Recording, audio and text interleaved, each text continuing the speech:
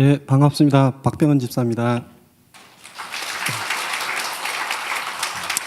예, 목사님 말씀처럼 제가 준장을 그만두고 싶었던 게 몇 번인지 아실 수 있을까요? 참 여러 번인 것 같습니다. 그때마다 성격상 그냥 개근상 하나만 타자라는 그런 생각에 어릴 때 있었는데 개근상 탔거든요. 계속 그 마음으로 계속 왔습니다.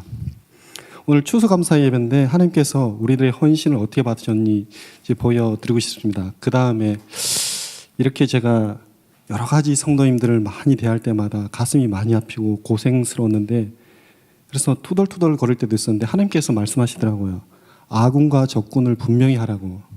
그래서 투덜투덜 대는 그런 분들 다 봤을 때 아군이더라고요.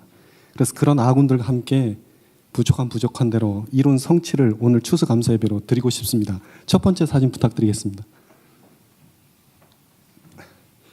왼쪽이 남자애가 뿌레미란 청년인데, 제가 기억하기를 그 치통한 지역에 논두렁길을 큰 24인치, 27인치인가 들고 한 20분 걸어 올라간 조그만 학교에서 처음으로 왔는데, 저 멀리서 이 친구가 기타를 치면서 꼬질꼬질한 옷으로 여학생 둘과 남학생 3명인가 같이 찬양을 부르고 있더라고요.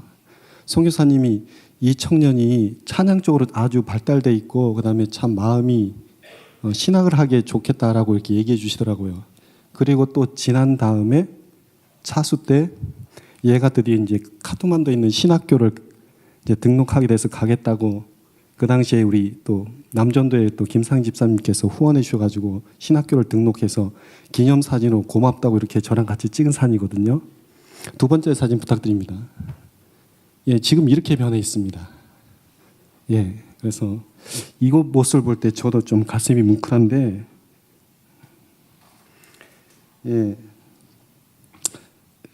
선교사님 사모님께서 보내주신 이제 카톡인데, 집사님 어제 뿌레미 학교 성가대 지휘하는 모습이랍니다.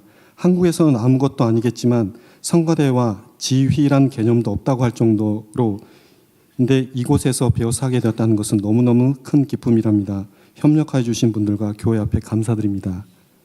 예, 말이 많거나 힘들거나 어떤 게 있더라도 우리가 12차까지 해오면서 맺은 결실이거든요.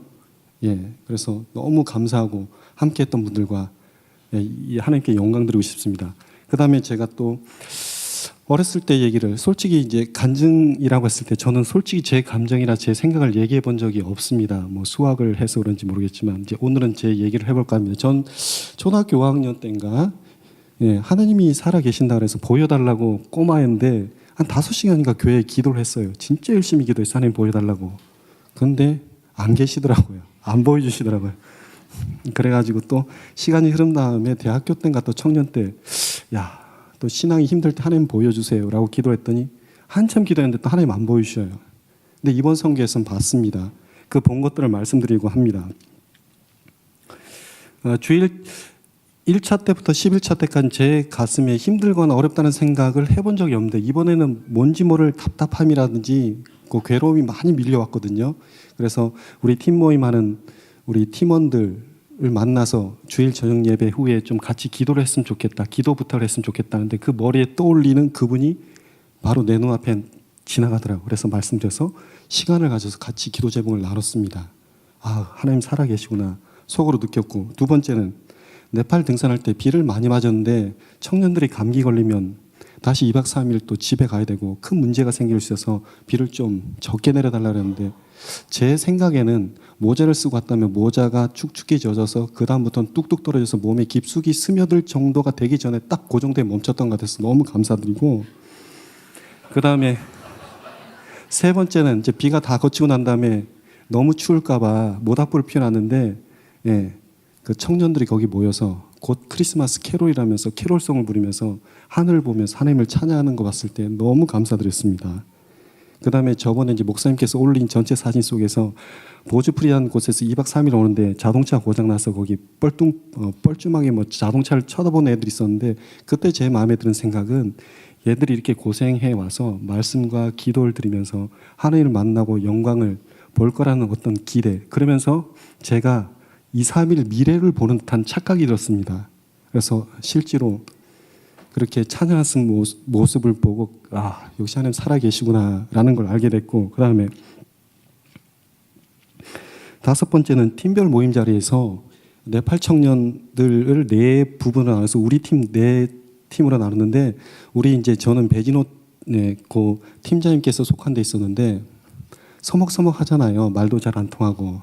그런데 다행히 안용인 집사님은 영어를 하게 돼서 보주풀 슈베데 목사님 영어로 얘기하면서 농담도 하고 이러면서 자리 배치가 너무너무 잘 됐고, 또한 한국 그 삼겹살을 안 좋아하는 분들은 저쪽에 가 계셔서 또 그쪽대로 나름대로 교제가 이루어지고, 그래서 자리 배분이라는 게 너무 자연스럽게 흘러가는 걸 보고 하나님께서 은혜를 많이 주셨구나라고 살아계신 걸 봤고요. 여섯 번째, 샬롬교회의 마지막으로 사례금을 전달하고 올라갔는데 건물 관리하는 아저씨 같은 분이 있어요. 그래서 목사님 뵈러 간다면서 따라오래요. 저는 황숙자 선교사님, 사모님인데 같이 올라가자 해서 그냥 그 앞에 네팔 사람이 뚜벅뚜벅 올라갔더니 3층에 문을 열고 들어갔더니 관리인 같은 분이 목사님이더라고요.